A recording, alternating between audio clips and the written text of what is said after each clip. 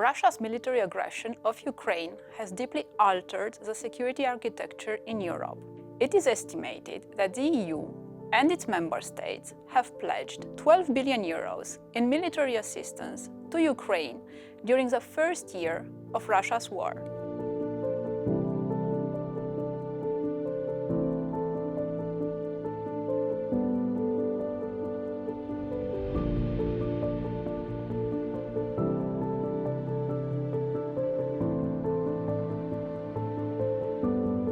At the Versailles meeting in March 2022, EU leaders have warned that growing regional and global geopolitical uncertainties require bolstering defense capabilities, including through joint defense procurement.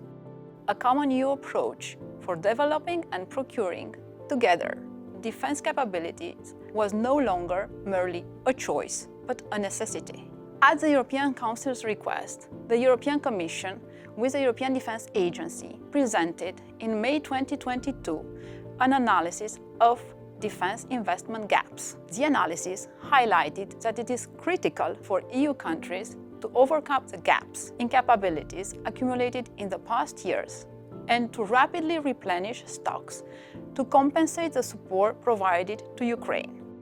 As a follow-up to the gaps analysis, in July 2022, the European Commission presented the European Defence Industry Reinforcement through Common Procurement Act, or EDIRPA.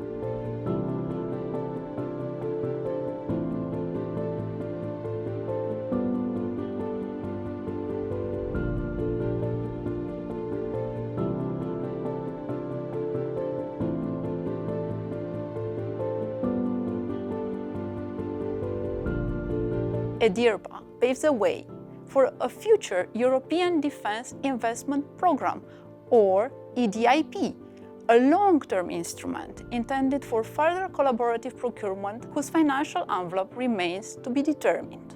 Voicing the will of the European Parliament, President Metsola, in her address to the European Council, stressed that the EU budget should work for our security and defence when it adds value.